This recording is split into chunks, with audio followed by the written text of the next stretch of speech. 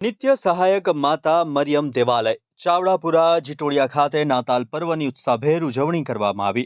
આ અવસરે ખ્રિસ્તી ધર્મગુરુઓ દ્વારા પ્રભુ ઈશુને ખ્રિસ્તી યજ્ઞ અર્પણ કરવામાં આવ્યો. ઉજવણીના ભાગરૂપે ધર્મગુરુઓએ વિશેષ પ્રાર્થના કરી હતી અને ખ્રિસ્તી પ્રસાદનું વિતરણ કર્યું હતું. પ્રાર્થના બાદ ખ્રિસ્તી સમુદાયના સભ્યોએ એકબીજાને નાતાલ પર્વની શુભેચ્છાઓ પાઠવી. ચર્ચના મુખ્ય સભા પુરોહિત ફાધર જગદીશ મેકવાનના માર્ગદર્શન હેઠળ વિવિધ કાર્યક્રમોનું આયોજન કરાયું હતું. આજના ખ્રિસ્તી યજ્ઞ અર્પણ કરતા ફાધર આરોકે જણાવ્યું હતું કે પ્રભુ ઈસુ સત્યનો માર્ગ બતાવવા અને માનવ જાતને અંધકારમાંથી બહાર લાવવા આ ધરતી પર અવતર્યા હતા. તેમણે માનવ જાતને પાપમાંથી મુક્તિ અપાવવા અને પાપીઓનો ઉદ્ધાર કરવા જન્મ લીધો હતો. ફાધર આરોકે વધુમાં કહ્યું હતું કે પ્રભુ ઈસુ જીવન, આનંદ, આશા, શાંતિ અને પ્રેમનો અનુભવ કરાવે છે.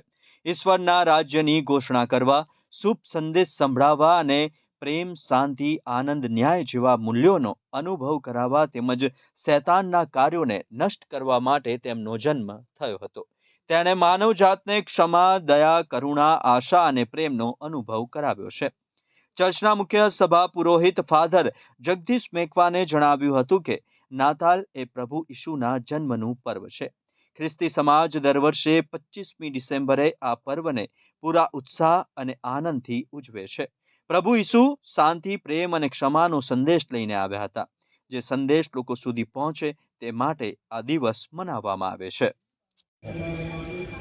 હું ફાધર જગદીશ મેકવાન, નિત્ય સહાયક મા મરિયમ દેવાલય ધર્મ વિભાગ ચાવડાપુરા જીટોડિયા, આપ સર્વને નાતાલ પ્રસંગે શુભેચ્છાઓ પાઠવું છું. Merry Christmas. નાતાલનું આ પર્વ એ શાંતિનું પર્વ છે, પ્રેમનું પર્વ છે, ક્ષમાનું પર્વ છે. અને એટલે જ્યારે આજે અમે આ નાતાલ પર્વની ઉજવણી કરી રહ્યા છીએ ત્યારે તમામ લોકોને અમારા તરફથી હું શુભેચ્છાઓ પાઠવું છું. નાતાલ પ્રભુ ઈસુનો જન્મનો એ દિવસ જેઓ પૃથ્વી ઉપર શાંતિનો સંદેશ લઈને આવ્યા. અત્યારે દરેક વ્યક્તિના દિલમાં ઉચાટ છે, સંકોચ છે.